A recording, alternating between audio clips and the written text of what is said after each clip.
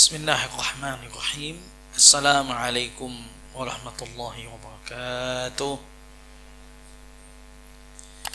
Innal hamdalillahi nahmaduhu wa nasta'inuhu wa nastaghfiruh wa na'udzu billahi min shururi anfusina wa min sayyiati a'malina. Man yahdihillahu fala mudilla lahu wa man yudlil fala hadiya lahu. أشهد أن لا إله إلا الله وحده لا شريك له وأشهد أن محمدا عبده وعلى آله وأصحابه ومن تبعه.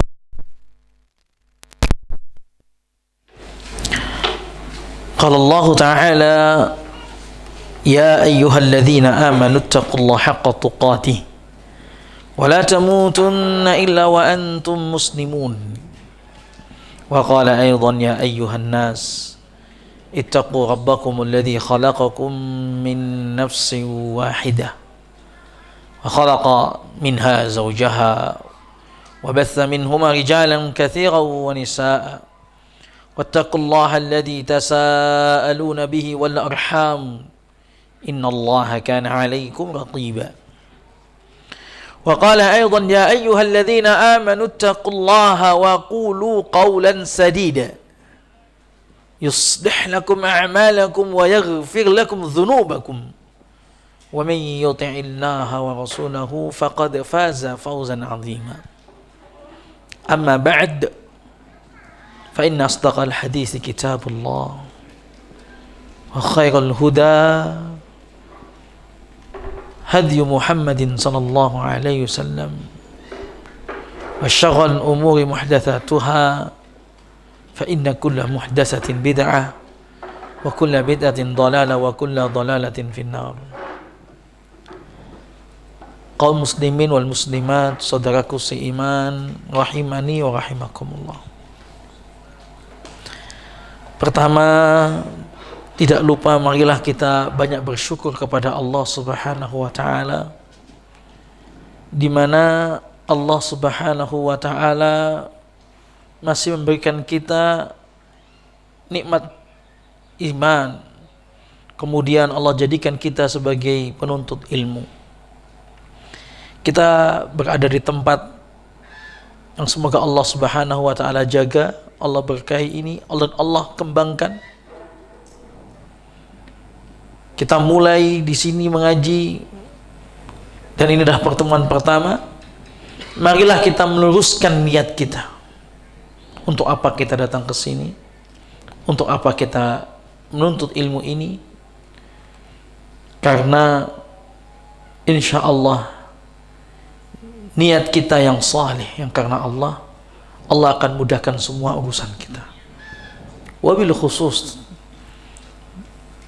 dan tentunya urusan masalah dakwah, menyebarkan akidah Ahlus Sunnah wal Jamaah ala fahmi salafil ummah, butuh keikhlasan yang kuat, butuh kesabaran juga. Dan tidak lupa salawat dan salam kepada Nabi kita Muhammad sallallahu alaihi wasallam. Semoga kita nanti menjadi umatnya dan bisa dalam hidupan ini kita bisa mengikuti sunnah-sunnah beliau, berusaha berpegang teguh menjalankan dan menghidupkan sunnah-sunnah beliau sampai kita wafat. Jamaah sekalian rahimani wa rahimakumullah, di malam yang mulia ini kitab yang akan kita kaji sudah bukan kitab yang asing. Namun kitab ini gak ada masalah dibaca bolak-balik, itu gak ada masalah. Gak ada masalah, karena banyak sekali faedahnya,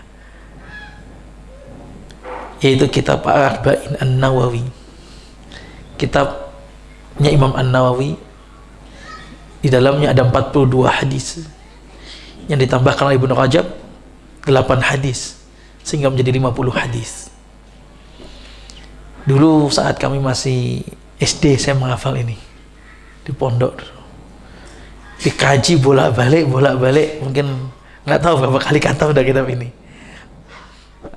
Ketemu lagi pindah pondok, kitab itu lagi yang dikaji. Pindah pondok lagi, kitab itu lagi. Baik yang di Jogja, di Jami Rahman, di Jember, sampai Madinah musim liburan, kitab ini lagi dibahas. Masya Allah. Ini kitab ini memang bolak-balik dibahas. Dan kita duduk, Masya Allah. Nah, Masya Allah. Tidak bosan membaca kitab ini. Tidak ada namanya bosan. Karena memang kitab ini benar-benar Al-Arba'in An-Nawawi, ya, Imam An-Nawawi rahimahullah menjadikan kitab ini benar-benar pokok-pokok dalam agama. Hadis-hadis yang dipilih adalah pokok-pokok dalam agama. Pokok-pokoknya. Sehingga tatkala kita satu hadisnya itu berkaitan dengan sebuah kaidah dalam Islam, kaidah dalam muamalah, kaidah dalam beribadah kepada Allah, kaidah juga bermuamalah kepada manusia secara umum. Imam An-Nawawi rahimahullah seorang mujtahid. Syekh Utsaimin menjelaskan, walaupun namanya mujtahid itu orang yang berijtihad, bisa salah bisa benar. Karena manusia tidak ada yang selalu benar. Imam Nawawi rahimahullah yang begitu banyak keutamaannya mengarang kitab, namun tatkala beliau namanya seorang mujtahid, ada salah paham, ada kesalahan beliau dalam memahami tentang asma wa sifat, yaitu berkaitan dengan masalah istawa. Beliau mentakwil, namun beliau tidak menolak istawanya Allah. Allah bersama, beliau nggak menolak, namun beliau mentakwil ayat summa stawa 'alal arsy. Namun kesalahan ini, ya, dengan begitu banyaknya kebaikan-kebaikan beliau, insya Allah beliau adalah orang yang paling ikhlas dalam menyebarkan dakwah. Karena buktinya kitab-kitab beliau adalah kitab yang termasuk yang paling laris.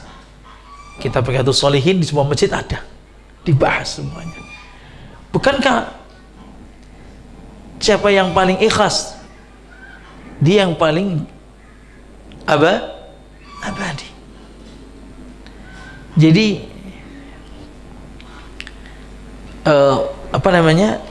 Imam Nawawi rahimahullah kitab-kitabnya paling laris. Begitu juga Al-Arba'in An-Nawawi. Dan beliau wafat sebelum beliau wafat usia yang saya masih muda, 40-an. Beliau menjadikan sebuah kitab ini menjadi Arba'in An-Nawawi. Ada dalam sebuah hadis Nabi SAW itu bersabda, tapi hadis ini dhaif. Asal usulnya Arba'in An-Nawawi, namanya kitab Al-Arba'in An-Nawawi. Kata Nabi SAW, man hafidha ala ummati arba'ina hadithan min amri diniha ba'athahu Allah Ta'ala yawmal qiyamah fi zumqatil fuqaha wal ulama. Siapa yang membuat 40 hadis tentang masalah agama, nanti di hari kiamat akan dikumpulkan bersama ahli fikih dan ahli ilmu. Hadis ini dhaif jiddan. Atau dalam hadis lain juga riwayatnya, ba'athallahu ta'ala faqihan aliman, Allah akan bangkitkan dia dalam keadaan faqih, orang yang faqih, orang yang paham agama dan alim. Ini juga diriwayatkan Imam Baihaqi dan hadis ini dhaif jiddan juga. Atau misalnya Syafi'an dapat syafaat, Ibnu Asakir meriwayatkan ini, dan ini juga hadisnya dhaif juga. Artinya ada yang hadis dhaif ini tentang masalah orang yang membuat 40 hadis. Banyak ulama yang membuat hadis 40. Jazakumullah khair. Ya. Namun Imam An-Nawawi rahimahullah, ya, ini suasana kampung ini.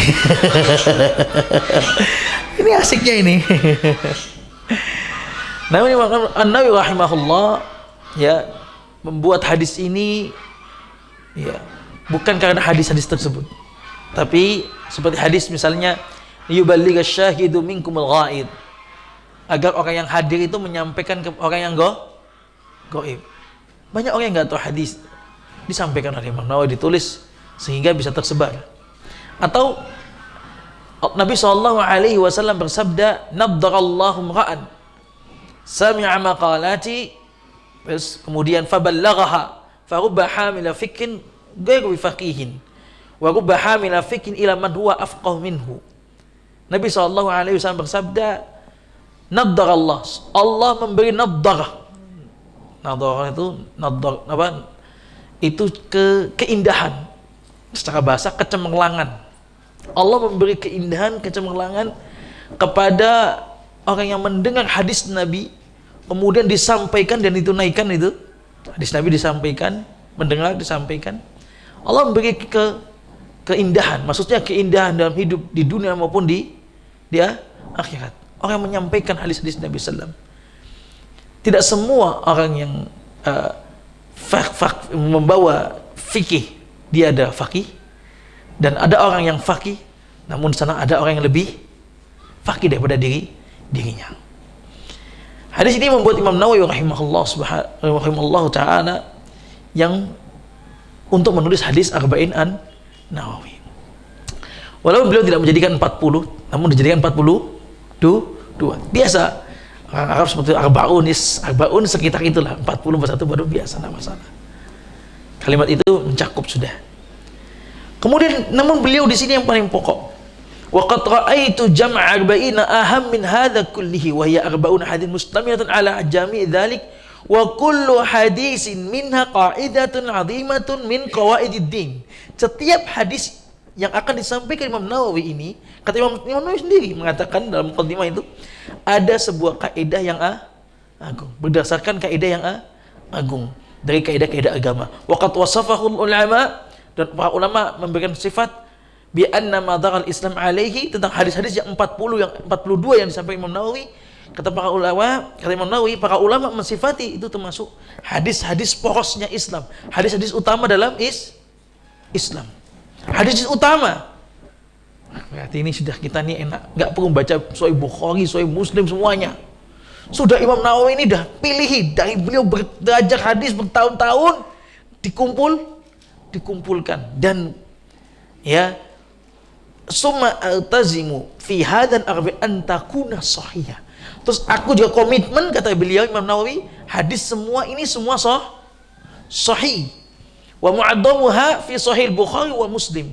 Dan beliau ambil 40 hadis ini, 42 hadis tersebut dari Sahih Bukhari dan Sahih Muslim. Coba Pak, antum coba baca Bukhari dulu, baca terjemahannya aja berapa lama, baca Muslim belum memahaminya lagi.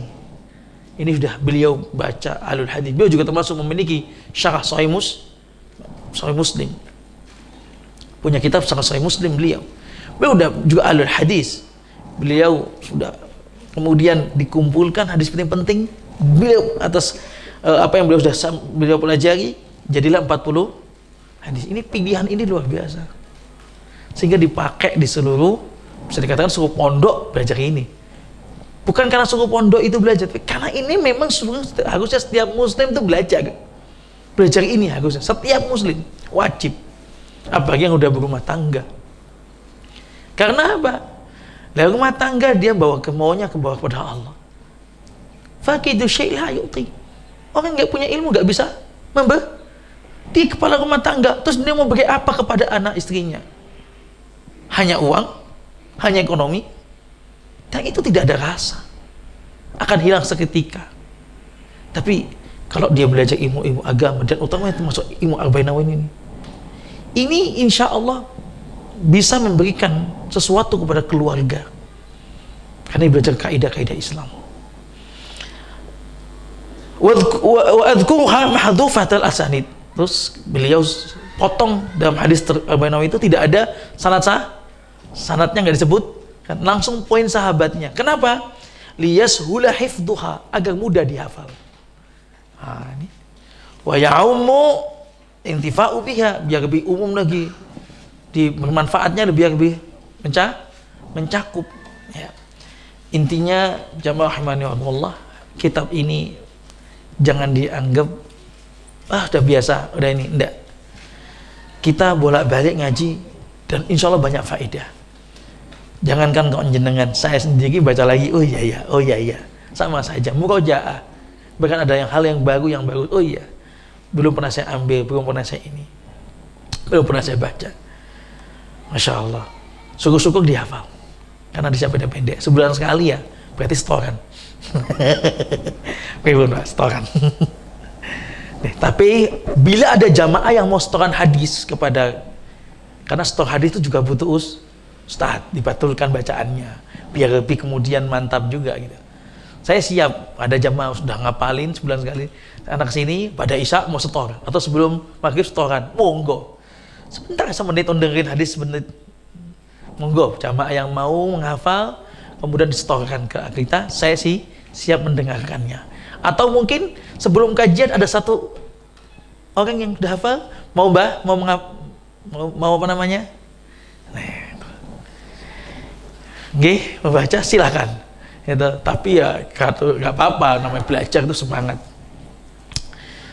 ya. Bapak-bapak, ibu-ibu rahimani wa rahimakumullah ya, ini adalah hadis Arba'in An-Nawawi. Dan kata para ulama, di antara Imam Ibn Abdurrahman Al-Mahdi, beliau mengatakan ayam bagi di man sannafa kitaban ayabda'a bihadal hadis. Kata Imam Abdurrahman Al-Hadi, siapa yang mengarang kitab hendaklah menulis awal kitabnya dengan hadis yang nanti itu hadis pertama, hadis amal bin niyat. Sekarang kita masuk pada hadis yang pertama. Jenengan kalau bawa nanti Pak Andi, saya mau usul kalau ada matannya dibagikan. Ini kalau nggak ada, sebetulnya maksudnya kita baca bareng-bareng biar fase begitu. Nanti baca bareng, hadisnya dibaca bareng-bareng, kemudian kita terjemahkan secara umum, baru kita syarah. Itu lebih enak, biar nggak ngantuk. Rasanya ISIS nih.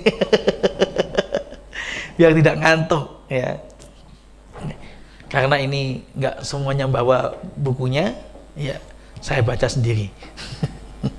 Kedepannya kita baca bareng-bareng, atau nanti salah satu baca, nggak masalah. Jadi ya belajar itu seperti ini, emang harusnya talaki itu seperti ini. Kita juga dulu belajar seperti itu. Oke, sekarang langsung saja masuk pada hadis yang pertama ya. Al-hadisul awal, di sini disebutkan an Amiril Mu'minin Abi Hafs Umar bin Al-Khattab radhiyallahu anhu qala sami'tu Rasulullah sallallahu alaihi wasallam yaqul innamal a'malu binniyat wa innama likulli imri'in ma nawa faman kanat hijratuhu ila Allah wa rasulih fa hijratuhu ila Allah wa rasulih wa man kanat hijratuhu lidunya yusibuha aw imra'atin yankihuha fa hijratuhu ila ma hajara ilaih. Rawahu Imam Muhadditsin Abu Abdillah Muhammad bin Ismail bin Ibrahim bin Ghira bin Bardizbah Al-Bukhari wa Abu Al-Husain Muslim bin Hajjaj bin Muslim Al-Qusayri An-Nasaiburi fi sahihaihima ladaini huma as-sahihul kutubil musannafa. Hadis pertama diriwayatkan dari Amirul Mukminin, yaitu Amirul Mukminin Umar bin Khattab. Beliau disebut Amirul Mukminin karena beliau adalah khalifah kedua setelah Abu Bakar radhiyallahu anhu, dan itu sah secara syar'i karena Abu Bakar diangkat oleh para sahabat menjadi seorang amir, sah diangkat oleh para sahabat di Bani Saqifah itu, yang sekarang masih ada di dekatnya Hotel Muflim gitu, di sini masih ada tempatnya di Bait Abu Bakar. Tempatnya tidak di karena emang itu bersejarah gitu, masih situs itu masih ada tempat itu di dekat Masjid Nabawi. Dan kemudian Umar bin Khattab radhiyallahu anhu ya, seorang amir yang dipilih oleh juga kaum muslimin ya. Umar bin Khattab Abi Hafs, nah beliau panggilannya Abu Hafs ya. Ini memang termasuk juga ya orang Arab. Kalau kita kan manggil orang itu kan biasanya Kang, Mas, kan sana kan namanya biasanya namanya. Enggak, kalau manggil itu malah justru biasanya secara orang umum ya saudara, gimana hal, itu akhun itu malah banyak nggak familiar di sana, manggil malah pakai nama abu, dan orang suka dipanggil nama abu, nama panggil nama bapak anaknya, misalnya siapa namanya Fulan Salih, Abu Salih, ya Aba Salih, seneng. Abi Hafs, ya Umar bin Khattab, ya. Dan beliau ini Umar Amir Mukminin terkenal sekali dengan cerita keislamannya yang sang pemberani, ya, yang tadinya mau saat dengar adiknya masuk Islam, pengennya maunya marah, malah nggak aja Allah kasih hidayah, kemudian bersyahadat depan Nabi Sallallahu Alaihi Wasallam, terkenal dan keberaniannya. Setelah Umar masuk Islam kemudian kaum muslimin itu lebih pede gitu, karena keberanian yang Umar bin Khattab. Memang butuh orang seperti itu, ada orang harus seperti itu juga. Dan Umar bin Khattab radhiyallahu anhu, ya, 10 tahun setengah beliau memimpin sebagai Amirul Mukminin, dan beliau syahid saat kala salat subuh, dibunuh siapa? Abu Lu'lu' al-Majusi rahimahullah rahmatan wasi'ah. Masya Allah, radhiyallahu anhu, ya. Kemudian qala sami'tu, dia berkatakan sami'tu, saya telah mendengar. Kalimat sami'tu ini menunjukkan apa? Menunjukkan beliau langsung dari Nabi, langsung biduni wasithah, tanpa ada perantara, langsung mendengar. Karena dalam kisah juga Umar bin Khattab itu punya tetangga. Jadi kalau Umar bin Khattab hari ini kerja cari Aisyah, tetangganya yang belajar. Nanti kemudian tetangganya pulang belajar dengan Nabi, nanya kepada tetangganya apa yang disampaikan Nabi. Besoknya Umar bin Khattab gantian. Hadis niat ini disebutkan hadis niyah. Masya Allah, ajaibnya adalah hanya Umar yang meriwayatkan, nggak ada sahabat-sahabat lain. Padahal hadis penting, hanya Umar bin Khattab. Makanya hadis ini disebut hadis gharib. Hadis gharib itu hanya satu di bawahnya 3 yang meriwayatkan. Umar ini bin Khattab sendiri meriwayatkan. Ada memang Ja'aidan an Abi Sa'id al-Khudri, datang juga hadis dari Abu Sa'id al-Khudri, walakinnahu lam yasbut illa min tariqih. Jadi enggak sahih. Yang sahih adalah hanya Umar bin Khattab radhiyallahu anhu. Dan itu hadisnya Umar bin Khattab radhiyallahu anhu, ya, meriwayatkan ini, ya. Dan dijadikan oleh para ulama hadis ini sebagai diupayakan. Kalau kita menulis sebuah kitab, ini dijadikan hadis yang pertama kali tulis. Untuk apa? Memacu niat. Karena hadis tentang niat. Qala sami'tu Rasulullah sallallahu alaihi wasallam yaqul innamal a'malu binniyat. Sesungguhnya amal itu tergantung pada niatnya. Wa innama likulli imri'in ma nawa, dan setiap orang itu tergantung apa yang dia niatkan. Kalimat ini innama itu kalimat yang disebut dengan al-hasr. Al-hasr. Hasr itu pembatasan, Pak. Dibatasi. Misal dalam bahasa qoma Muhammadun berdiri, koma itu berdiri, itu tapi tidak dibatasi. Tapi kalau innama, ya, qama Muhammad, hanyalah, jadi melakukan itu hanya untuk berdiri. Tatkala innamal a'malu sesungguhnya hanyalah, amalan itu tergantung niatnya. Berarti sudah gak ada lagi. Berarti sudah tidak ada, hanya niat saja. Hanya tergantung niat, gak ada yang lain. Dan kalimat innamal a'malu binniyat wa innama likulli imri'in ma nawa, sebagian orang Ini bukan taukid. Walaupun terjadi khilaf dalam masalah ini. Sesungguhnya amalan itu tergantung niatnya, dan setiap orang tergantung apa yang diniatkan. Ini dua kalimat yang berbeda. Bukan yang dan setiap orang akan tergantung niatnya itu adalah taukid dari setiap amalan adalah ada niat tergantung nih. Tidak, tapi taksis justru ini pondasi lain. Kenapa? Innamal a'malu binniyat. Ini tentang amalan. Amalannya. Wa innamal likulli imri'in ma nawa. Ini tentang orangnya. Kalau innamal a'malu binniyat, sesungguhnya amalan tergantung niat. Amal apapun, dan amalan itu ada 3. Amal itu ada 3. Makanya bukan bentuknya jamak ya, jamak taksir, bentuknya banyak.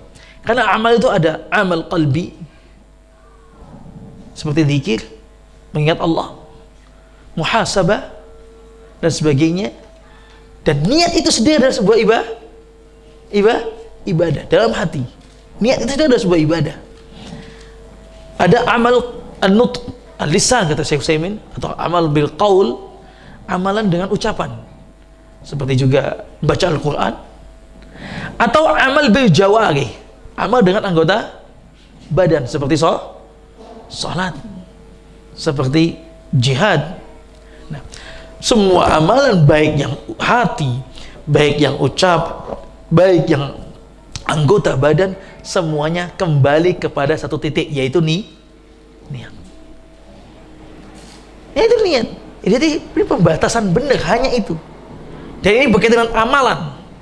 Kemudian wa innama likulli imri'in ma nawa, dan setiap orang itu tergantung apa yang dia niatkan. Berarti ini bicara tentang orangnya, personnya saat dia mau beramal. Ini pondasi tersendiri. Orang yang beramal, dia tergantung apa yang dia niatkan. Kalau karena niat itu ternyata bisa ada 2, imma sahihah wa imma fasidah. Bisa sahih, benar, bisa juga rusak. Nggak ada yang lain. Cuman 2 itu pilihannya, A atau B. Hadis ini penting sekali karena kita ini setiap hari beramal. Setiap hari beramal. Dan dikatakan wa innama likulli imri'in ma nawa. Setiap orang tergantung apa yang dia niatkan. Sedangkan cuma pilihan cuma 2. Rusak atau benar? Benar atau rusak? Ya kalau nggak benar, ya rusak. Kan begitu pilihannya. Sudah. Perhatikan benar-benar, ya Allah, betapa banyak nanti amalan setiap hari yang kita lakukan itu butuh, semuanya harus diniatkan karena Allah Subhanahu wa ta'ala. Faman kanat hijratuhu, siapa yang hijrahnya karena Allah dan Rasulnya. Contohkan sebuah amalan besar, yaitu hijrah. Hijrah itu termasuk amalan yang sangat besar, ya. Karena hijrah itu bukan sekedar sebentar, tapi meninggalkan selamanya. Hijrah artinya taraka, meninggalkan. Secara bahasa istilahan, ya, meninggalkan negerinya dari yang syirik tadi kepada negeri yang tauhid, negeri yang dia bisa beribadah kepada Allah Subhanahu wa ta'ala. Min baladil kufri ila baladil Islam, dari negeri kafir ke kafir yang penuh dengan kemusyrikan dan kafiran kepada negeri yang Islam. Itu selamanya. Tinggalin bawa anak, bawa istri, bawa semuanya, sudah, nggak usah dipikir ke situ. Bismillah, hidup. Berarti kan amalan yang besar sekali. Siapa yang karena Allah dan Rasulnya, saat itu memang hijrah itu dijadikan, memang saat itu banyak kaum muslimin yang masih baru hijrah, sehingga dijadikan contoh dekat dengan Nabi SAW, memberikan contoh yang dekat pada para sahabat, yang menunjukkan Nabi SAW itu juga, Masya Allah, apa yang beliau sampaikan itu lebih mudah dipahami oleh kaum muslimin.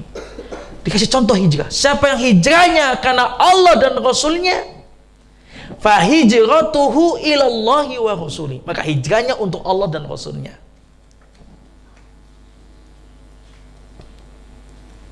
Tapi wa man kanat hijratuhu, tapi kalau hijrahnya li dunia, karena dunia, pindah kerjaan, karena pindah jabatan, pindah kerja, pindah tempat karena ekonomi sana lebih mudah, pindah ke sana, teman-teman saya di sana soalnya. Tapi dicontohkan di sini di dunia. Awim ra'atin yang atau seorang yang dinikahi karena di sana tempat mertua saya. Pindah karena mertua. Pindah karena ekonomi. Pindah karena temennya SD di sana. Teman pleke di sana. Teman SMA-nya di sana. Teman ngobrolnya di sana. Banyak. Pokoknya apapun yang bukan Allah, fahijratuhu ila ma hajara ilaihi, maka hijrahnya kepada apa yang dia niatkan tadi. Coba perhatikan di sini. Tatkala Nabi SAW mencontohkan hijrah kepada Allah dan Rasulnya, Nabi mengatakan fahijratuhu ilallahi wa rasuli, maka hijrahnya untuk Allah dan Rasulnya disebutkan secara lengkap, bukan fahijratuhu ilaihi atau ilaihima, maka hijrahnya kepada keduanya, Allah dan Rasulnya. Nggak disebut begitu. Tapi Rasul menyebutkan lengkap. Fahijratuhu ilallahi wa rasuli. Maka hijrahnya untuk Allah dan Rasulnya. Tapi tatkala Nabi menyebutkan tentang contoh dunia, tentang wanita yang dinikahi, Nabi mengatakan fahijratuhu ila ma hajara ilaihi. Nabi tidak mengatakan fahijratuhu ila dunya wa imra'atin yankihuha. Nabi tidak mengatakan begitu. Ini dibedakan. Kenapa? Karena untuk menegaskan keagungan yang pertama dan kerendahan yang terakhir. Dibedain hal tersebut. Karena untuk mengagungkan yang pertama dan membedakan yang rendahnya yang kedua. Jadi kalau bahasanya itu, siapa yang hijrah karena Allah dan Rasulnya, gitu, maka dia untuk Allah dan Rasulnya, gitu. Maka dia untuk Allah dan Rasul. Tapi yang kalau dia hijrah karena dunia dan wanita, ya hijrahnya untuk itulah. Penekanannya seperti itu secara bahasa, penyampaian seperti itu. Jadi jamaah rahimani wa rahimakumullah. Dan kita memang benar pentingnya masalah niat. Hadis ini benar-benar membedakan antara hijrahnya orang yang karena Allah dan hijrahnya bukan karena Allah. Dikisahkan memang dalam riwayat bahwasanya ada seorang wanita Ummu Qais. Sebagian ulama ada yang ada kisah tentang Ummu Qais. Jadi seorang laki-laki dia pergi ke sana karena ngejar cintanya sama Ummu Qais. Kisah ini benar sahih. Tapi kalau dijadikan kisah ini sebagai sebab adanya hadis ini, tidak ada riwayat seperti itu. Dan tidak ada ulama yang mengatakan hadis ini disebabkan dikarenakan ada orang laki-laki sehingga Nabi bersabda seperti ini. Nggak ada itu. Tapi kalau kisahnya ada seorang yang cinta sama Ummu Qais, dia pergi ke datangi negerinya Ummu Qais, itu riwayat itu memang kisah itu ada. Namun kalau karena kisah itulah muncul hadis ini, tidak. Karena Umar bin Khattab juga hanya Umar bin Khattab yang mendapatkan hadis ini. Dan di dalam ini dijadikan dua hal. Dikasih contoh, ini karena Allah, ini bukan karena Allah. Ini untuk membedakan Bapak Ibu. Untuk membedakan. Karena pentingnya itu sebuah niat. Niat adalah sesuatu yang pertama kali sampai kepada Allah. Ya, niat harus karena wa ma umiru illa liya'budullaha mukhlishina lahuddin. Hanya karena Allah, dia yang pertama kali sampai. Dan hadis ini kata para ulama, Imam Ahmad juga mengatakan termasuk hadis porosnya Islam itu ada 3. Hadis porosnya midal, hadis yang poros utamanya Islam itu cuma ada 3. Yang pertama hadis ini, yang kedua hadisnya Aisyah radhiyallahu anha tentang man amila amalan atau man ahdasa fi amrina hadza ma laysa minhu fa huwa raddun, wa fi riwayatin Muslim man amila amalan laysa alaihi amruna fa huwa radd. Hadis tentang masalah orang yang mengamalkan sesuatu yang tidak ada contohnya dari Nabi Shallallahu Alaihi Wasallam. Yang ketiga, hadis An-Nu'man bin Bashir, ya, yaitu innal halala bayyinun wa innal harama bayyinun. Halal itu jelas, haram jelas. 3 hadis ini adalah porosnya Islam, dan yang saat ini, dan semua 3 hadis ini ada di dalam Arba'in An-Nawawi. Dan hari ini kita baca yang pertama. Karena niat itu yang pertama kali sampai kepada Allah Subhanahu wa taala. Sebelum amalan itu, sebelum amalan itu dilakukan, niat dulu. Sehingga di sini contohkan sebuah kisah hijrah. Ada yang karena Allah dan karena dunia, dibedain. Ada sebuah kaidah. Jadi ini kata Syekh Utsaimin, tamyizul ibadat ba'duha min ba'd. Yang pertama, untuk membedakan sebuah ibadah dengan ibadah yang lainnya. Niat itu untuk membedakan sebuah ibadah dengan ibadah yang lainnya. Karena ibadah ada yang wajib, ibadah ada yang sunnah. Di mana untuk membedakannya? Niat. Semuanya penting. Niat. Jadi mahalluha, tempatnya di hati. Berarti ya, dan yang diucapin itu dalam Islam cuman tatkala mau haji dan umrah. Kata para ulama, kedudukan haji dan umrah itu seperti takbiratul ihram dalam salat. Dia harus diucapin. Nah, takbiratul ihramnya dalam haji dan umrah adalah labbaik Allahumma umratan, labbaik Allahumma hajjan. Sudah selesai. Kalau seandainya ada orang yang mengatakan labbaik Allahumma umratan wa yassarallahu umrati dan tambah-tambah, tidak benar. Karena cuma kalimatnya labbaik Allahumma umratan. Enggak boleh ditambahi. Ini menunjukkan kalimat ini seperti takbir dalam salat. Jadi tidak bisa dijadikan sebagai landasan bolehnya mengucapkan karena ada ibadah haji itu diucapkan, tidak. Kalau memang semua diucapkan, tapi ternyata cuman haji, berarti pemahaman kita harus diluruskan. Oh, karena haji dan umrah itu adalah seperti takbiratul ihram dalam salat. Jadi mau takbirnya haji itu ya ngucapin labbaik Allahumma umratan. Niatnya sudah di hati, ingin umrah sudah di hati kan? Tatkala mau berangkat, labbaik Allahumma umratan.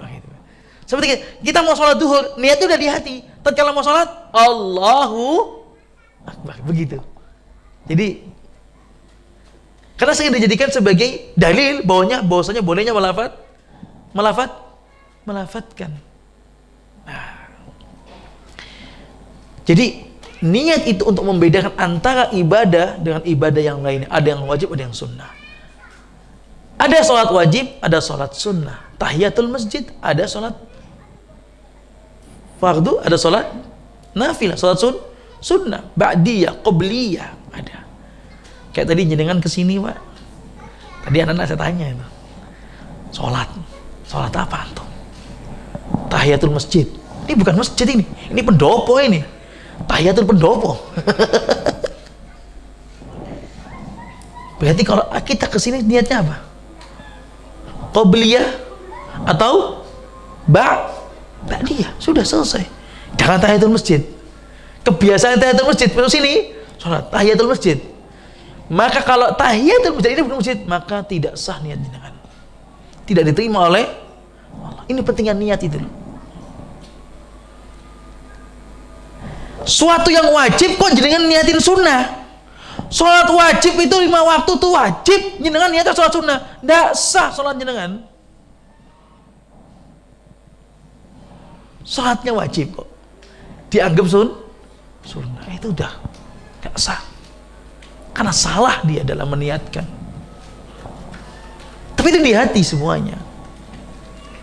Jadi dibedain seperti ini. Mandi wajib dengan mandi biasa.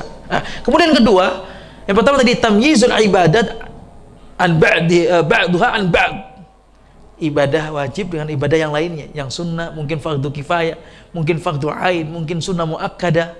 Itu beda. Yang kedua, untuk juga tamyiz bainal ibadat wal adat. Mana itu ibadah, mana itu kebiasaan. Jadi ada dua fungsi. Mana itu ibadah, mana itu kebiasaan. Orang yang mandi wajib dengan mandi yang biasa itu beda. Jenengan misalnya ada orang mandi sungai, diniatkan dalam hatinya, aku mau nyebur ben seger biar enak, FOMO kayak puasa ini FOMO ini nyeger, masuk ini mandi enak ini, basah semua di dalam dirinya, padahal dia juga lagi junub, tapi dia mandi itu di situ di sungai biar seger. Sah? Tidak. Walaupun tadi ujungnya basah-basah, dia seger Ustaz, padahal dia mandi junub. Harusnya dia niatkan untuk mandi junub. Bagus sah. Di sini pentingnya membedakan antara mana biasa. Sehingga ada kaidah, bukan kaidah sih, ya Pak ngomong yang mengatakan masalah ini. Ibadatu ahlul ghaflah adat. Wa adatul ahlul yaqdah ibadat. Ibadahnya orang yang gak terbiasa, yang suka lalai menunaikan ibadah, gak terbiasa, maka kebiasaannya maka tadi dia melakukan itu gak diniatkan menjadi kebiasaan. Gak biasa sholat, gak biasa sholat, ya kan? Terus tiba-tiba dia sholat, itu tuh kalau gak diniatkan bener-bener, maka itu menjadi apa? Bukan ibadah, karena gak biasa. Tapi masya Allah adat, kebalikan, adat ahlul yaqdah ibadat, kebiasaan orang yang biasa dia itu sholat, saat dia menunaikan apapun menjadi kebiasaan, itu sebuah ibadah. Mungkin agak jelimet ini ya. Kebiasaan, adat kebiasaannya orang yang gak biasa sholat, gak biasa menunaikan ibadah, semuanya ya, ibadah mereka itu, ibadahnya orang yang gak biasa melakukan ibadah, itu menjadi kebiasaan, bukan menjadi sebuah ibadah, karena dia gak niatkan. Dia harus niatkan. Kalau jenengan kan biasa sholat, adzan langsung niatkan, saya mau lihat sholat dulu ini, mantep-mantepin gitu, enggak, kan udah biasa. Maka kebiasaannya orang yang biasa sholat itu adalah ibadah. Bisa dipahami? Tapi kalau yang nggak biasa, dia harus kadang-kadang mantep, karena nggak biasa, butuh dipilah, butuh dipisah. Ini niatnya untuk siapa? Jamaah rahimani wa rahimakumullah. Sering kita dengar hadis Abu Hurairah tentang masalah rumus. Saya bilang kalau Anas nggak menjelasin ke anak-anak santri itu, ini hadis tentang innallaha kataba hasanat sayyi'at. Allah menulis semua kebaikan dan semua kejelekan. Itu hadisnya kan panjang. Saya selalu nyampe ini hadis rumus kebaikan, rumus kejelekan. Wa man hamma bihasanatin, siapa yang niat dalam kebaikan, walam ya'malha, dia tidak mengamalkan, kataballahu hasanatan kamilatan, Allah tulis dia sudah melakukan kebaikan.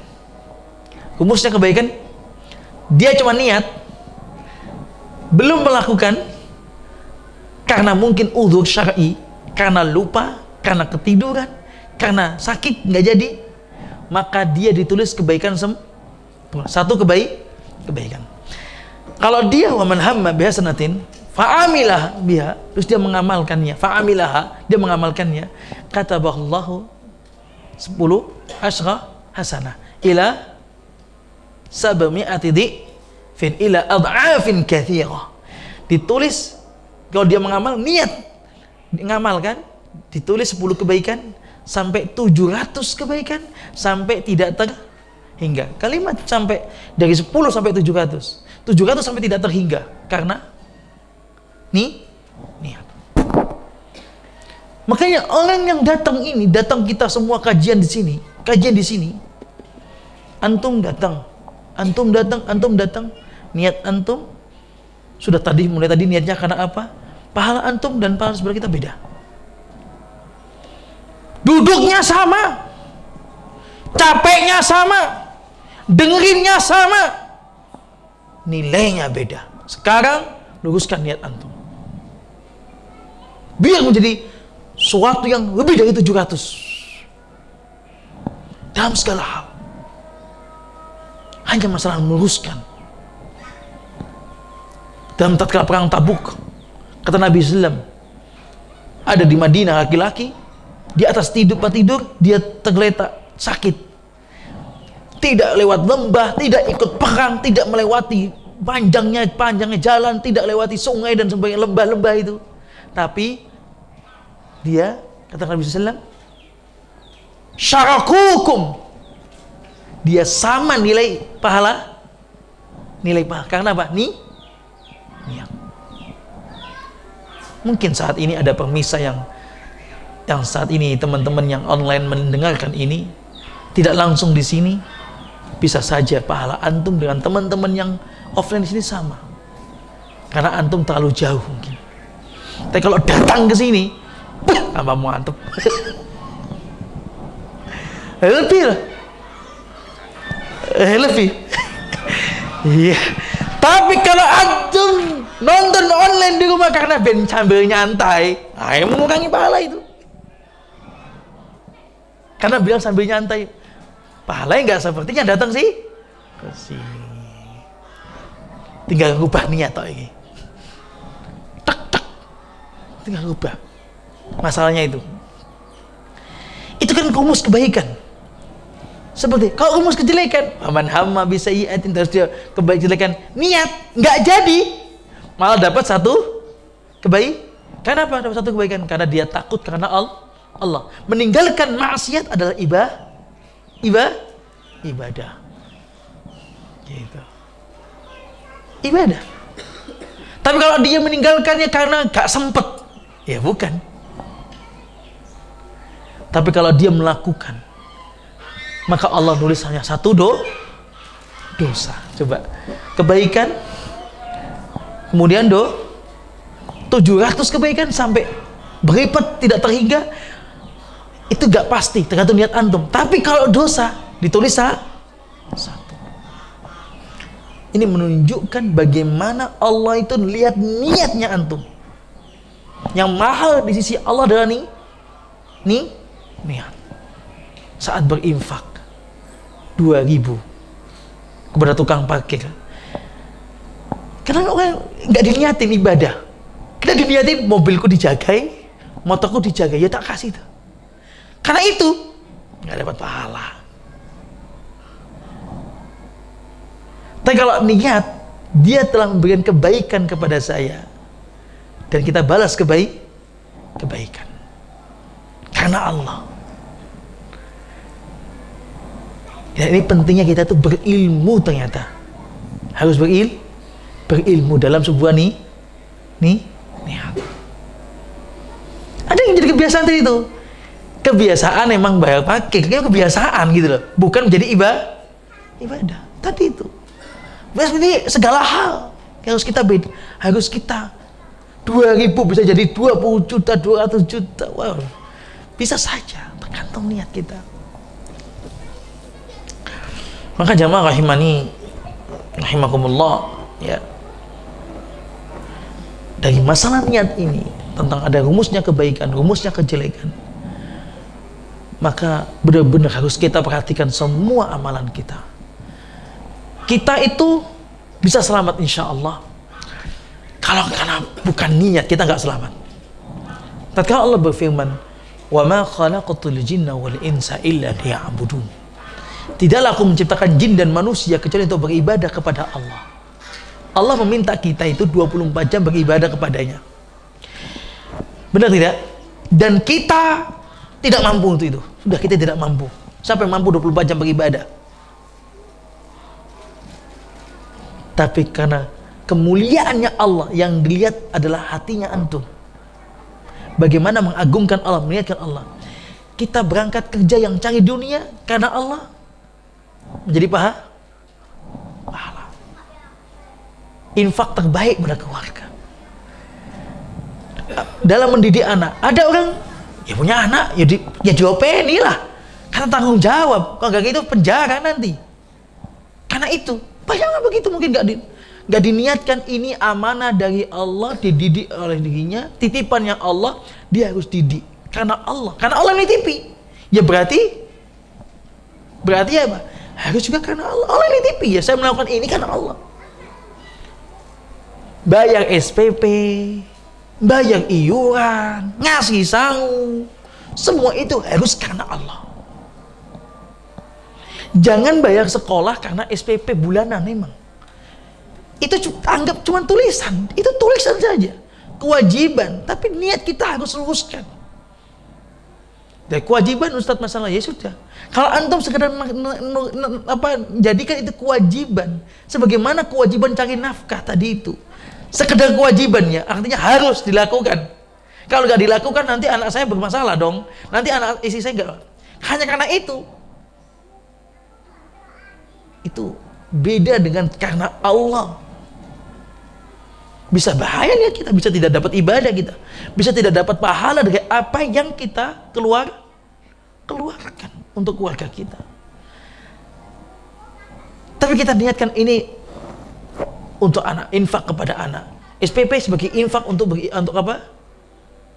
Untuk menuntut ilmu, barokah semuanya insya Allah. Karena semua atas nama Allah. Dan hadis Umar bin Khattab meriwayatkan sendiri. Ini juga cocok dengan berapa ayat, banyak ayat. Ibtigha'a wajhillah wa ma yunfikuna fi apa? Ibtigha'a fi wajhillah, berinfak karena wajahnya Allah, sesuai dengan hadis. Banyak sekali ayat, Mas, mukhlishina lahuddin. Ini perhatiannya Allah terhadap masalah tadi loh. Dosa 1, baikan 700 begitu. Yang Allah lihat nih. Kemudian yang kedua, hadis tadi itu ada, tadi kata Imam Ahmad, hadis porosnya Islam adalah hadis niat. Kemudian yang kedua hadis Aisyah. Yang ketiga hadis Nu'man bin Bashir, halal bayyinun, innal harama bayyinun, innal halal bayyinun, wa innal harama bayyinun. Nah, halal itu jelas, haram jelas. Hadisnya tentang niat ini tentang kepada Allahnya. Dan hadis Aisyah, dua hadis ini adalah dua hadis yang nggak bisa dipisahkan. Antara hadis innamal a'malu binniyat sama man amila amalan, hadis Aisyah, laisa alaihi amruna fahuwa raddun, tidak bisa dipisahkan karena ini syarat diterimanya amalan. Harus ikhlas, harus sesuai Rasulullah SAW. Dua hadis ini poros sekali dalam kita ibadah, dan kita tadi bisa selamat Bapak Ibu jamaah rahimakumullah, bisa selamat dari perintah Allah tadi. Kita bisa beribadah karena tinggal meneruskan niat. Jadinya hukum adat, makan orang biasa makan, Pak, semuanya makan. Tapi ada kebiasaan orang makan itu kan untuk apa? Ya untuk biar kenyang. Maka kebiasaan itu tidak bakal bernilai ibadah. Tapi orang yang biasa meniatkannya makan itu karena ingin beribadah kepada Allah, biar bisa berdiri untuk sholat, maka kebiasaan dia menjadi ibadah. Maka tadi kita katakan ibadatu ahlul ghaflah adat, wa adatu ahlul yaqda ibadah. Maka cek kita ini selama ini selain ibadah di luar 5 waktu, di luar puasa sunnah, di luar kebiasaan seharian kita lah, mulai mau tidur, bangun tidur, kita mandi, kita makan, ngasih jajan anak, ngasih nafkah istri, kemudian lagi kita mau istirahat, lendetan ke rumah temen, ngobrol sama temen, yang kebiasaan di luar ibadah itu sudah dijadikan karena Allah atau bukan? Jangan sampai kebiasaan itu yang tinggal merubah niat gitu aja, pada akhirnya menjadi kebiasaan biasa. Sedangkan kita punya tanggung jawab, wa ma khalaqtul jinna wal insa illa liya'budun. Dan memaksimalkan cinta itu karena Allah, di sini susahnya. Apa-apa harus karena Allah. Disinilah maksimalkan cinta. Kesempurnaan cinta, kesempurnaan cinta kita kepada Allah di sini letaknya. Susahnya tuh di sini. Semua ilmu yang kita dapatkan, kita pelajari itu kembali di dua ini. Semuanya. Dan ini butuh ilmu dan butuh ketakwaan kepada Allah Subhanahu wa taala. Belum lagi ya yang tatkala seseorang yang dia ada itu kisah seorang dalam ziarah ke temannya. Temanku di sana, dia ziarah. Allah kirim dalam hadis Riyadhus Shalihin tentang keutamaan yang mengunjungi teman saleh, mengunjungi orang saleh, ada dalam Riyadhus Shalihin. Ada seorang itu ya mau berangkat ke temannya rumahnya di Kediri misalnya, berangkat. Allah kirim malaikat bentuk manusia untuk bertanya kepadanya. Akhirnya ditanya orang tersebut, "Hai fulan, mau kemana?" "Mau ke sebuah ini." Malaikat ini bertanya, "Mau ke sebuah tempat ini ke teman saya. Sebut saja misalnya Kediri, mau ke Kediri." Tanya malaikat, "Apakah engkau datang karena ada balas budi yang belum kau bayar? Belum kau tunai? Ada balas budi?" Enggak. Karena emang biasa orang itu datang karena ada balas budi. Enggak. Saya datang karena cinta sama dia, karena wajahnya Allah. Apa kata malaikat? Fa inni Rasulullah, aku ini utusan Allah, dan mengabarkan kepadamu annallaha yuhibbuka, Allah mencintaimu. Hanya karena niat turun cintanya Allah. Ya Allah. Hanya karena niat turun cintanya Allah. Dan hanya karena niat yang salah turunnya murka Allah. Makanya fantabi bin niyatikum, perhatikan niat kita. Hanya karena niat turun cinta Allah, hanya karena niat. Maka ini benar-benar memerintahkan untuk ikhlas pada Allah itu luar biasa beratnya, karena mendatangkan cinta Allah atau murkanya Allah. Bukankah orang yang berbuat syirik dia juga karena niat, salah dalam niat.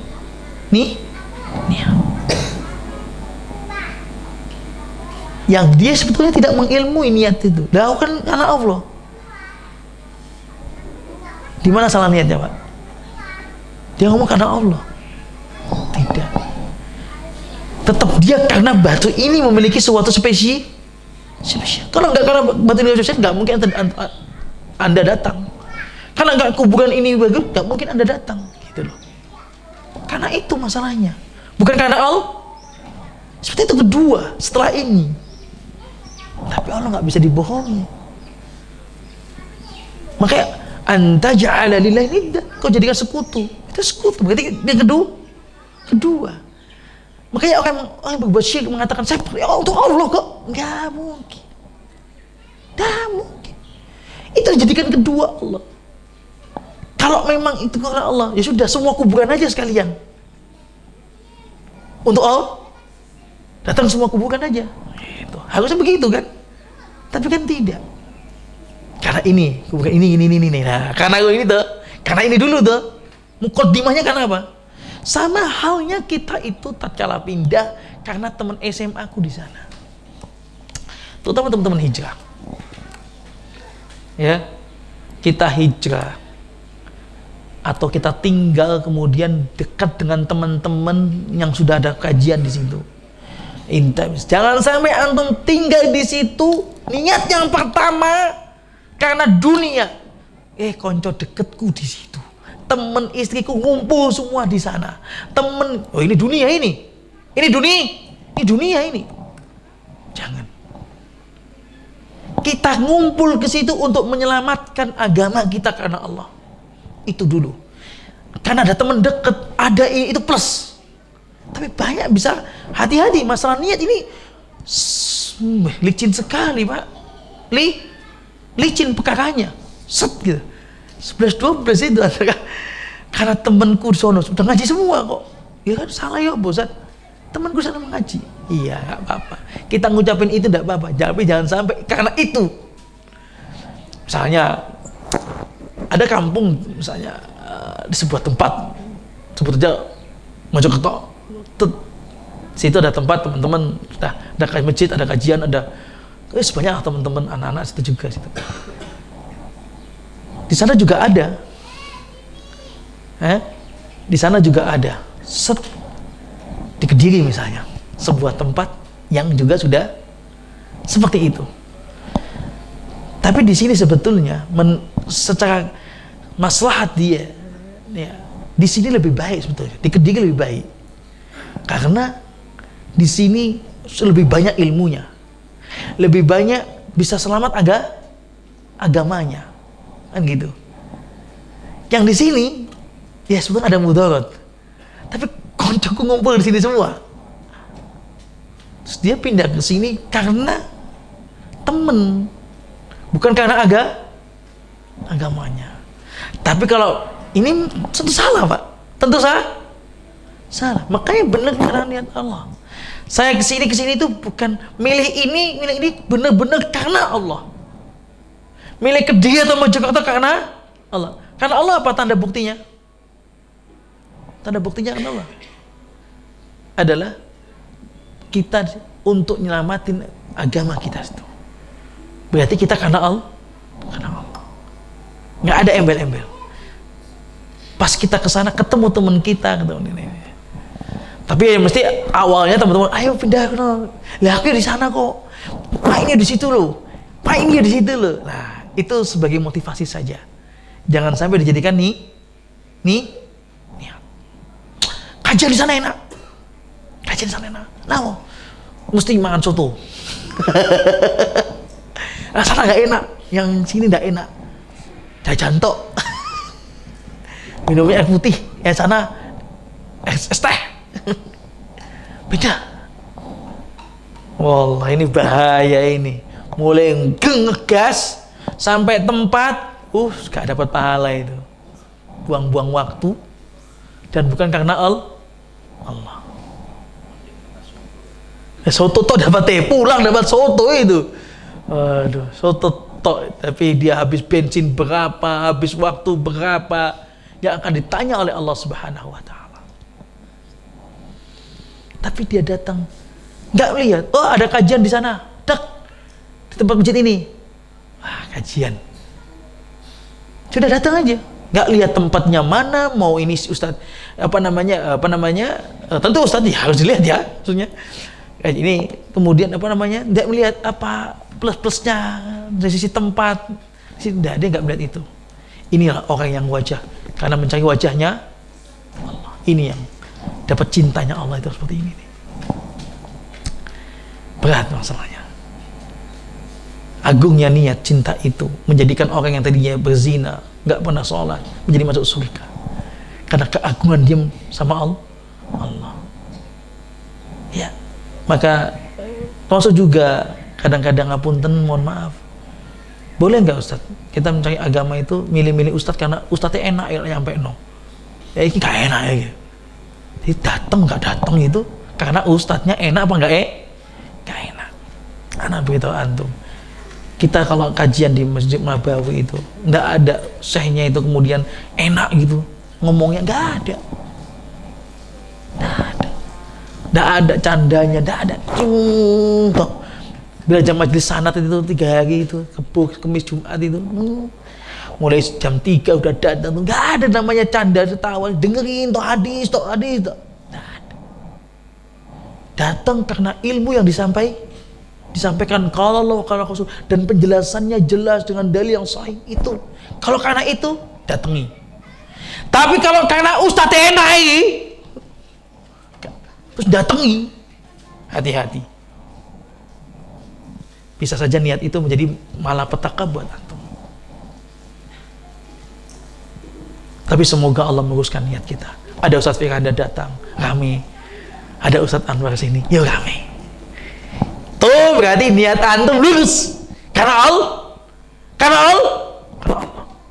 Bukti kalau kita karena Allah kajian itu mau ustadznya Ustadznya terkenal atau tidak, harusnya kok beda.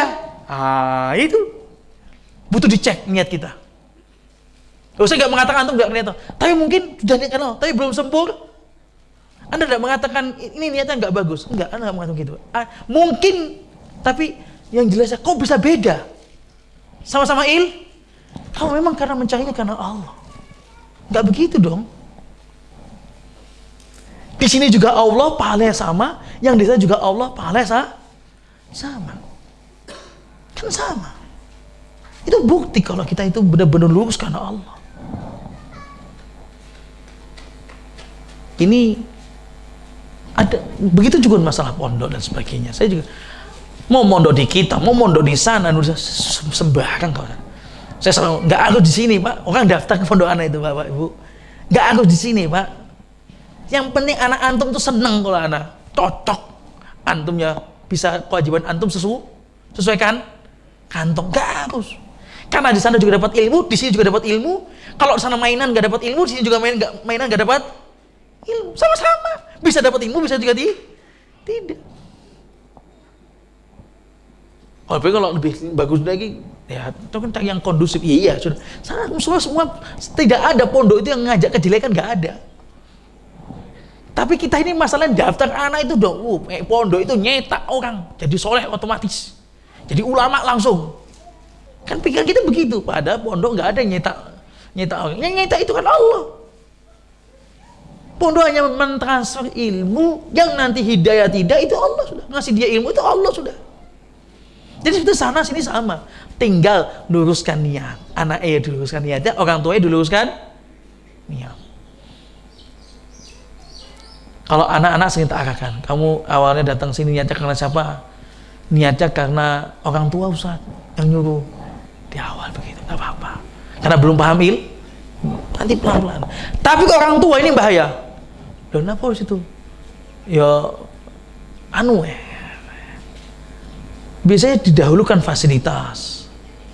Nggak apa-apa, Pak. Nggak apa-apa, itu plus. Tapi saya tipis antara Allah dan bukan tipis di sini masalahnya. Karena teman-temannya di situ Tapi kalau itu dijadikan sebagai hanya pendukung, karena mungkin ada temannya lebih kekerasan. Tapi yang penting jangan sampai murni karena itu, lupa karena Allahnya. Lupa. Yang paling banyak kita itu lupa, Pak. Kok antum? Ana juga. Ana datangi kadang-kadang sana, mampir datangi rumah teman itu. Kadang-kadang ya karena kangen gak ketemu. Ya kangen aja. Ke mertua, sama gak ketemu kakek nenek. Ya gitu aja. Bukan karena Allahnya. Ke orang tua gitu juga. Ibuku kemarin nelpon nih seminggu lalu nelpon, terus 3 hari lalu nelpon, atau kemarin nelpon lupa tak angkat. Ya guys, mungkin aku lama kangen sama ibuku. Harusnya kan dia datang untuk berbakti. Niatkan kan karena apa dulu? Kalau dia niatin karena kangen, ya sudah ketemu, ya udah ketemu kan tuh, alhamdulillah sehat. Ya wis, pulang langsung. Itu karena kangen. Sesuai kan? Tapi kalau dia anak pengen pulang karena pengen berbakti, harus waktu kosong, anak harus orang tua. Istri sudah, ini orang tua. Datang ya berbakti. Nyai kerjaan apa, Mak, yang bisa saya kerjakan, Mak, di sini, Mak? Apa yang bisa saya kerjakan, Mak? Bu, nopo yang bisa kerjakan sini? Pengen berbakti, itu berbakti. Niat itu membawa efek dari perilaku. Niat itu membawa sikap seseorang. Kan tipis itu. Karena Allah atau bukan? Gak bisa kita bagaimanapun, karena ini hasil pembatas. Jadi benar-benar karena Allah, ketemu orang tua karena Allah, bayar SPP karena Allah, didik anak karena Allah, marahin anak karena Allah, bahkan mukul anak karena Allah, datang ke sini karena Allah, kajian dimanapun karena Allah, sudah karena Allah dan karena Allah saja. Karena kalau bukan karena Allah jadinya dosa gitu loh. Tinggal syiriknya besar atau syirik kecil, atau hal itu tidak mendapatkan pahala, sia-sia. Karena innamal a'malu binniyat, langsung wa innama dikasih hasar lagi likulli imri'in ma nawa. Dan ini bukan tauhid tapi taksis ini. Yang kedua ini pondasi lagi. Ini pondasi sebuah amalan, ini pondasi saat mau beramal. Beda pondasi. Pondasi ini harus kuat, yang sini juga harus kuat. Semua amalan itu karena Allah. Apapun ucapan ini kita, nafas kita semua karena Allah. Terus ini juga begitu. Saat kita melakukan karena Allah, ini sama-sama pondasi. Sekali lagi ini saya pun dan kita semua wajib muhasabah bab ini. Semoga kita habis ini semuanya kita luruskan. Inna salati wa nusuki wa mahyaya wa mamati lillahi rabbil. Kita udah ucapkan setiap hari. Sesungguhnya salatku, naharku, nusukku, nyembelihanku, wa mahyaya, hidupku, wa mamati, dan matiku lillahi rabbil alamin, karena Allah subhanahu wa ta'ala, hanya karena Allah. Maka besok mulai malam ini, detik ini, kita niatkan mau tidur, hal-hal yang mubah-mubah, mau mandi, mau makan, mau minum, mau apapun, diniatkan karena Allah, agar menjadi kebiasaan, agar kemudian tidak perlu kita niatkan selalu. Karena kaidahnya kalau sudah menjadi kebiasaan kita karena Allah, maka kebiasaan itu semua karena Allah. Harus kita mulai malam ini. Ini utamanya poin terakhir dari semua yang Anda sampaikan. Bila ada pertanyaan silakan, bila tidak ada kita tutup. Insya Allah besok lagi hadis kedua. Jadi kita cepat saja Pak, poin-poinnya saja, utamanya aja, tidak kemudian terlalu panjang dalam syarah penjelasan yang kadang kita ada poinnya apa. Nah, oh ya, adapun kaidah saya lupa, mohon maaf. Ini adalah kaidah fikih, yaitu al-umur bimaqasidiyah. Semua perkara itu tergantung niat tujuannya. Ini sebuah kaidah dalam fikih dibangun dari hadis ini. Adapun besok kita juga sampaikan seperti itu. Poinnya kita aplikasi dalam kehidupan kita apa? Seperti itu enak. Insya Allah begitu. Oke, silakan. Oke, barakallahu fiik. Saya menarik yang disampaikan tadi tentang seorang pemuda hingga dia menetap sebagai muhajir umur. Ini tadi dijelaskan bahwa kisah tersebut ternyata bukan sebuah asbab nurulnya. Bukan, sini jelasin. Ya. Ini mau penjelasan kok bisa seperti itu? Padahal ini kalau kita lihat dari kacamata awam itu kan pas gitu ya. Pas. Namun itu bukan dikatakan sebagai asbab nurul hati. Kalau yang kedua udah niat ini kan adalah pekerjaan hati. Iya. Betapa ini terkait dengan iman ya, berat sekali, perlu penjagaan. Kira-kira tip apa saja ya biar niat ini terjaga? Ya, Masya Allah. Oke. Yang pertama tentang kisah Ummu Qais itu memang benar dan memang bukan karena sebab itu. Ditanya kenapa kok bisa begitu, kan itu pas tuh Ummu Qais, ada orang nyari Ummu Qais kan pas ya pas. Tapi kalau kita mau mengatakan ini karena ini, dah ini urusan ilmu. Saya ngomong tanpa dalil bahaya. Rasulullah tidak ada dalam nas seperti itu. Rasulullah berbicara hadis niat ini karena itu. Karena kisah Ummu Qais nggak ada. Kalau emang ada, ya jelasin. Kalau emang nggak ada, ya nggak ada. Pas kok contohnya. Ya pas tak apa-apa. Tapi jangan sampai kita mengatakan karena itu. Karena masalahnya nggak ada para ulama al-hadis yang menceritakan hal tersebut. Ya, di dalam sini dijelaskan juga. Kemudian yang kedua, masalah niat itu kan adalah amalan hati, Pak ya. Tips apa yang tepat untuk menjaga niat itu? Pertama, karena saya juga bukan ahli yang lurus dalam niat, Pak. Kita diganggu. Itu butuh ahlinya, Pak. Dan kita masih jauh ahli dari situ. Tapi yang selama ini yang berusaha menjadikan kita ikhlas itu adalah kita mengetahui, yaitu ilmu. Ilmulah, dengan ilmu terbangun sebuah ketakwaan, Dengan ilmu itu kita tahu ini keutamaannya apa, dan kita tahu kepada siapa yang kita berikan. Kita tahu tentang rahmatnya Allah dan rahimnya Allah. Ini yang pertama. Saya kemudian menghayati seperti tersebut, saya akan lebih, Masya Allah, Allah Maha Alim, Allah Maha Sami. Nama dan sifat Allah itu selalu saya bawa dalam melakukan sesuatu, berusaha. Kedua, di dalam rukun ibadah ada tiga, mahabbah, raja, wal khauf. Maka di setiap ibadah 3 rukun ini harus hadir. Ini yang membuat kita insya Allah kuat, ikhlas karena Allah. Dan yang ketiga, kita akui dosa kita banyak. Dan Allah sudah berfirman nanti di akhirat, saat orang sudah dibelenggu dan dimasukkan dalam api neraka, dalam kondisi diikat, aghlaf fi a'nakim was-salasil yushabun fin nari summa fin nari yusjarun, dicemplungkan dan diikat. Itu ngomong, penduduk neraka ngomong sama malaikat-malik, gak dijawab-jawab, setelah 40 tahun baru dijawab. Ya malikul yaqdi alaina rabb qala innakum makisun. Dijawab langsung, kamu tuh kekal. Tatkala ngomong sama Allah gitu juga, ya Allah minta selamatkan.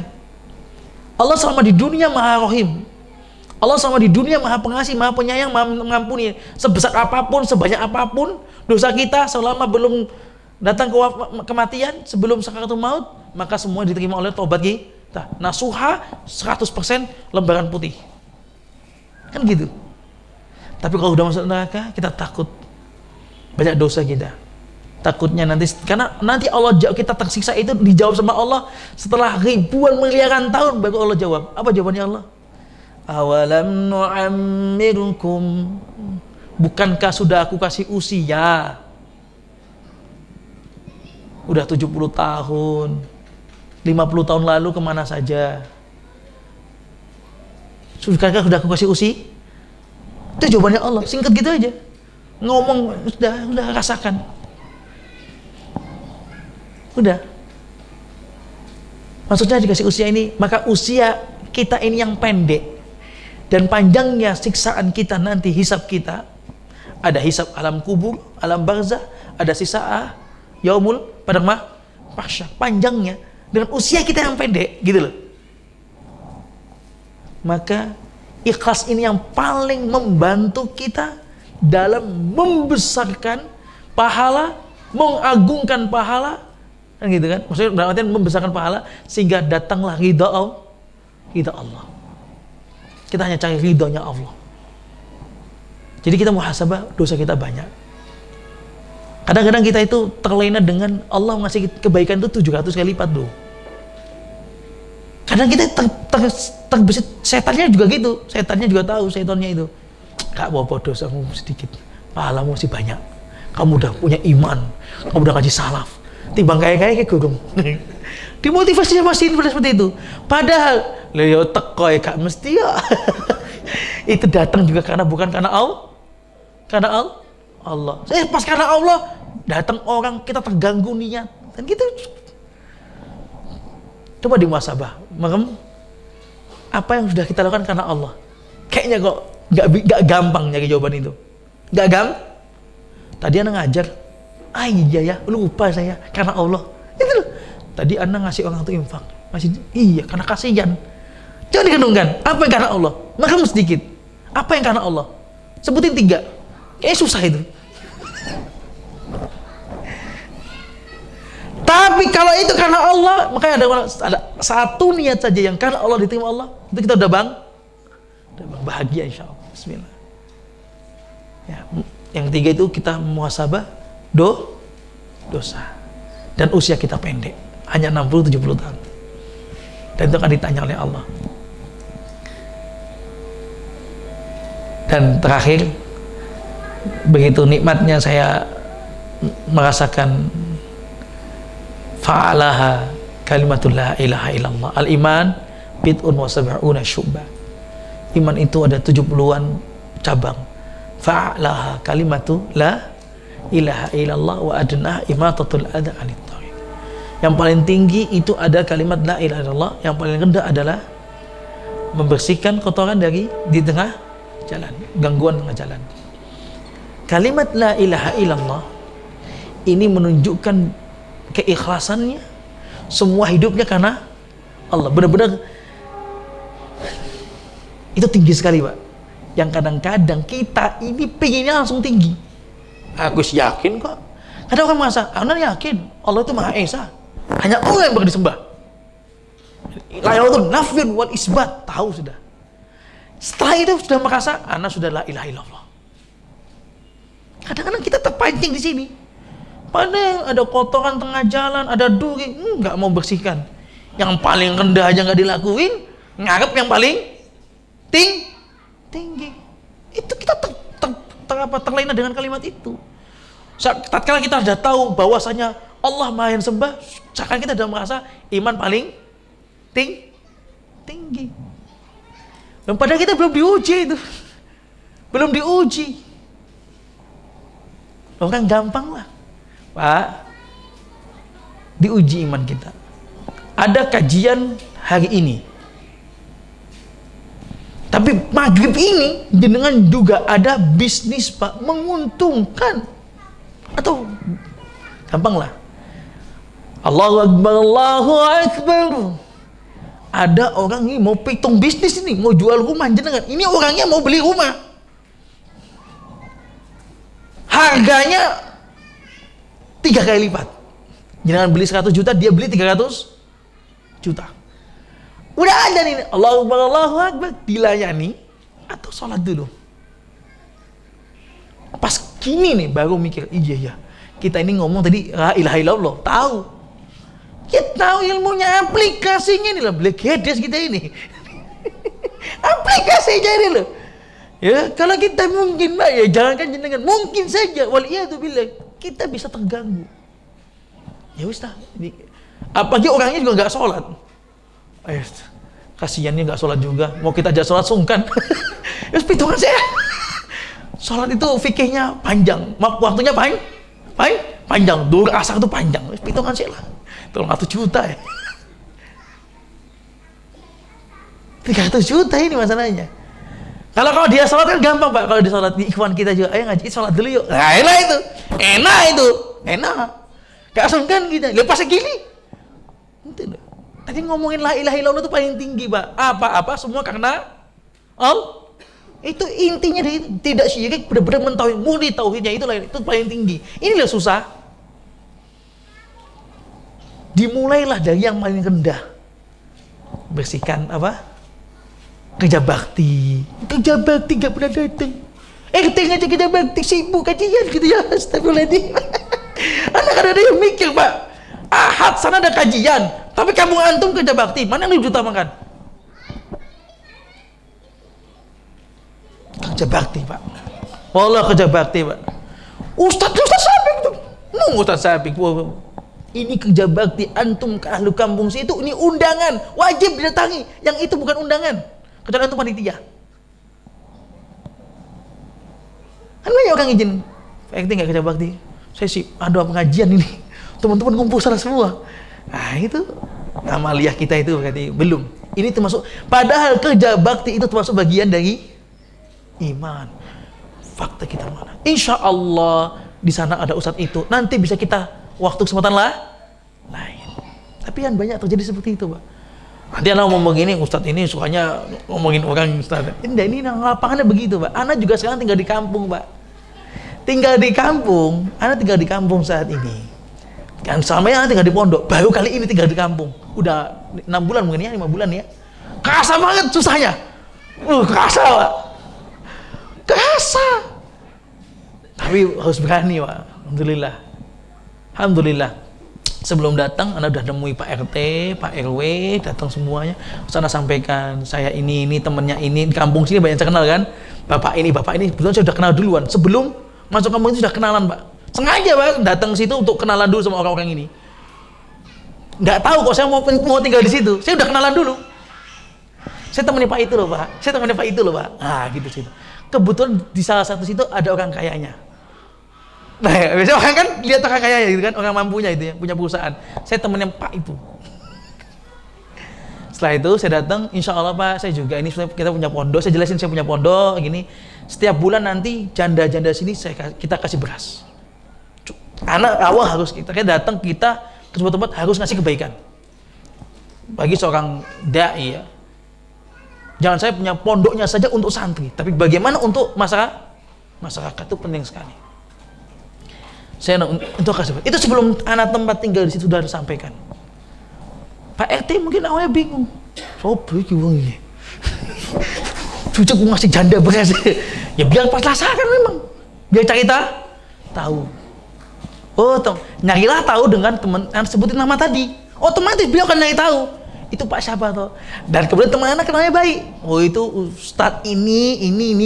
Nah, yang diceritain yang baik. Sudah terdoktrin.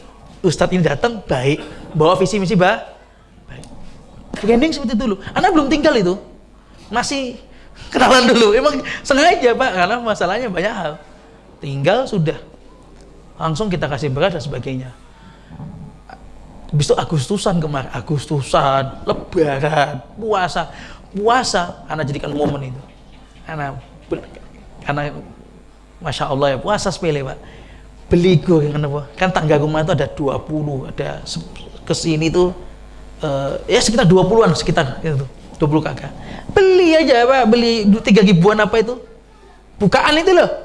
3.000 sayur, 2.000 apa itu 3.000 apa minuman es itu. Beli 3, beli 20, beli 20, kasih satu-satu.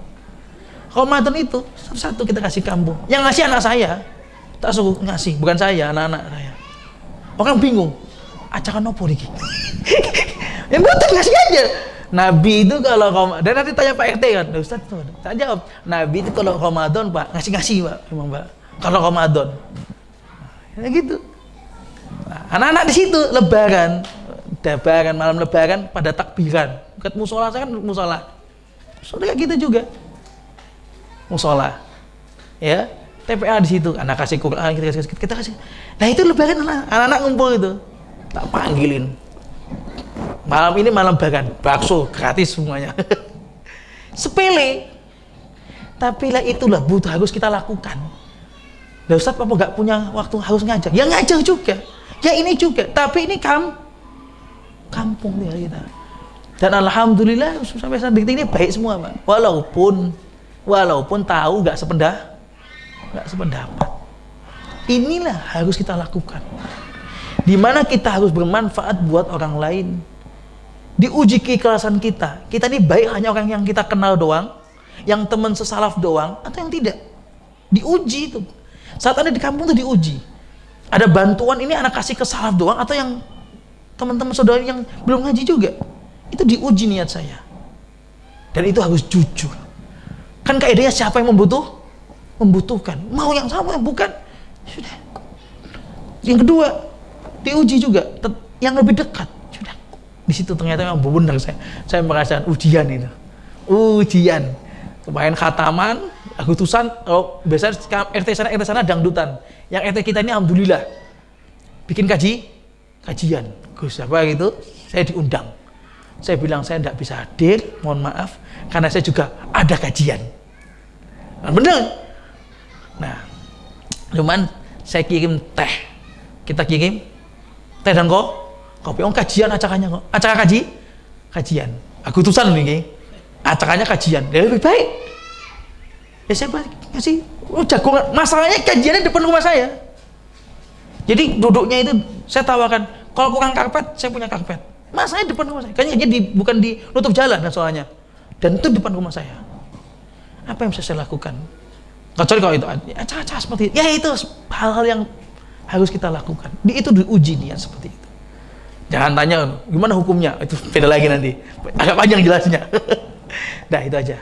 Ya 3 itu Pak. 1, ilmu. 2, banyak rukun ibadah dimaksimalkan. Rukun ibadah khauf, roja itu dimaksimal dalam Quran, baca Quran, dalam sholat. Kadang tatkala orang ngomong ibadah itu jangan dipikir cuma sholat sih. Sholat itu harus khauf, harus roja. Quran itu juga ibadah gitu loh.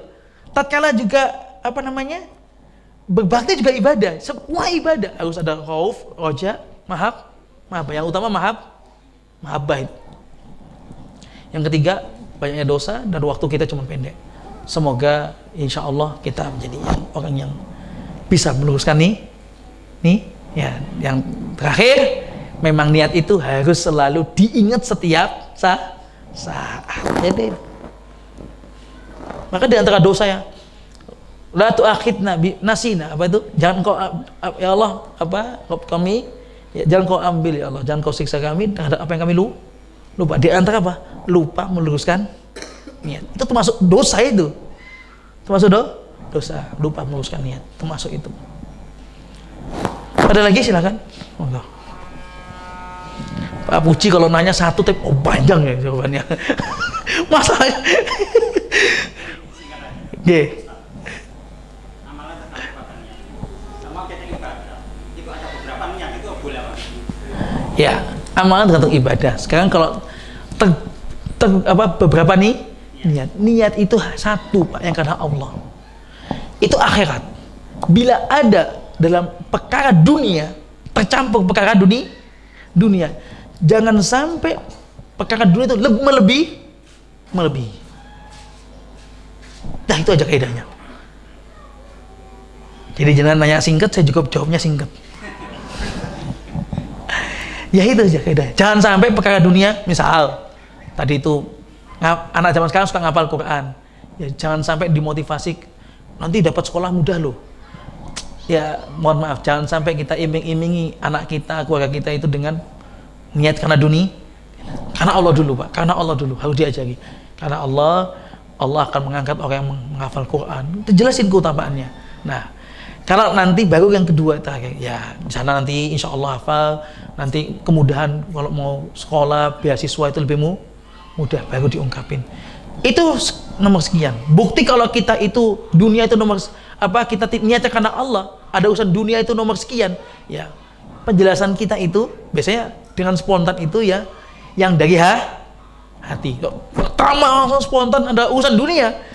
Nah, biasanya itu berarti karena itu berarti bertakwa kepada Allah. Jadi boleh ya, atau dalam sebuah amalan sunnah ya, juga boleh itu masuk amalan sunnah ya. Kita niatkan karena ada dua, tahiyatul masjid dengan salat sunnah qabliyah. Namun jangan sampai amalan wajib diniatin sunnah juga. Anak punya puasa Ustaz, punya kewajiban puasa mengqadha. Puasa Ramadan kemarin sakit, ini anak ganti. Ini kebetulan hari Senin, tak niatin Senin Kemis. Ini enggak boleh. Diniatin seperti ini enggak boleh. Oke, ada lagi? Oke. Kalau enggak ada, alhamdulillah. Tinggal muhasabahnya kita. Tinggal muhasabah. Hasibu anfusakum qabla an tuhasabu. Muhasabah diri kalian sebelum Allah akan ngecek. Cek diri kita sebelum Allah yang ngecek. Jazakumullah khairan katsira. Semoga Allah Subhanahu wa taala meluruskan niat kita semua di sini.